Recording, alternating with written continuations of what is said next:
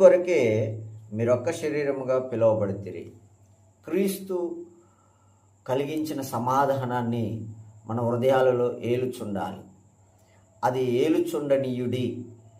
ఇందుకొరకే మీరు ఒక్క శరీరముగా పిలువబడ్డారని చెప్పబడ్డది. సమాధానం ఎవరిలో అయితే ఏలుబడి చేస్తుందో వారు క్రీస్తు శరీరముగా మార్చబడతారు. అందుకొరకే మనం పిలువబడ్డాం. ఈరోజు దేవుని సన్నిధికి వచ్చే ప్రతి బిడ్డ, దేవుని బిడ్డలందరూ కూడా మరి సమాధానం మన హృదయాలలో ఏలటానికే దేవుడు మనల్ని పిలిచాడు. ఆ పిలుపు దేని కొరకు అంటే క్రీస్తు శరీరముగా మార్చబడటానికి. చూడండి, మరి యెషయా గ్రంథంలో మనం చూసినట్లయితే దేవుని యొక్క మాట మనకు సెలవిస్తుంది. ఏలయనగా మనకు శిశువు పుట్టును, అతని భుజముల మీద రాజ్యభారం ఉండును, మరి అతనికి సమాధానకర్త అని పేరు అని వ్రాయబడ్డది. కాబట్టి ప్రియమైన దేవుని సంగమా, మరి సమాధానము మన హృదయాలలో ఏలుచుంది అంటే మనము క్రీస్తు శరీరముగా మారుచున్నామని అర్థం.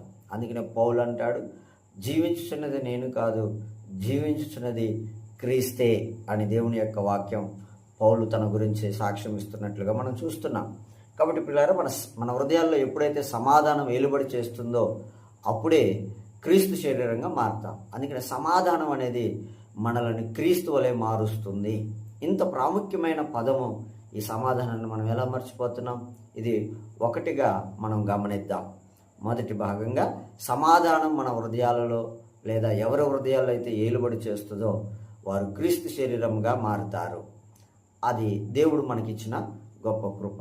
రెండవ ప్రయోజనాన్ని మనం గమనించినట్లయితే ప్రియులారా, సమాధానము మన జీవితాల్లో ఏమి లాభయుక్తంగా కనబడుతుందని మనం ఆలోచన చేసినట్లయితే 133వ కీర్తన మరి 3వ చరణంలో చూసినట్లయితే ప్రియులారా, సహోదరులు ఐక్యత కలిగి నివసించుట ఎంత మేలు, ఎంత మనోహరం.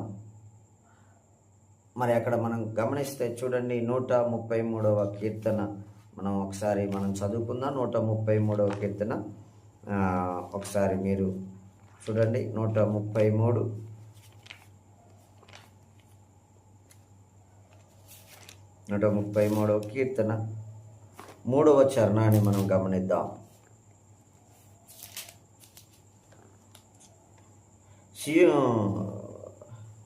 సియోను కొండ మీద దిగివచ్చు హెర్మోను మంచు వలె నుండును, ఆశీర్వాదమును శాశ్వత జీవమును అచ్చట నుండవలెనని యెహోవా సెలవిచ్చున్నాడు. ఐక్యత, సహోదరుల ఐక్యత కలిగి నివసించుట ఎంత మేలు, ఎంత మనోహరం. ఇక్కడ సమాధానం ఎవరి హృదయాల్లో అయితే వెళ్తుందో అక్కడ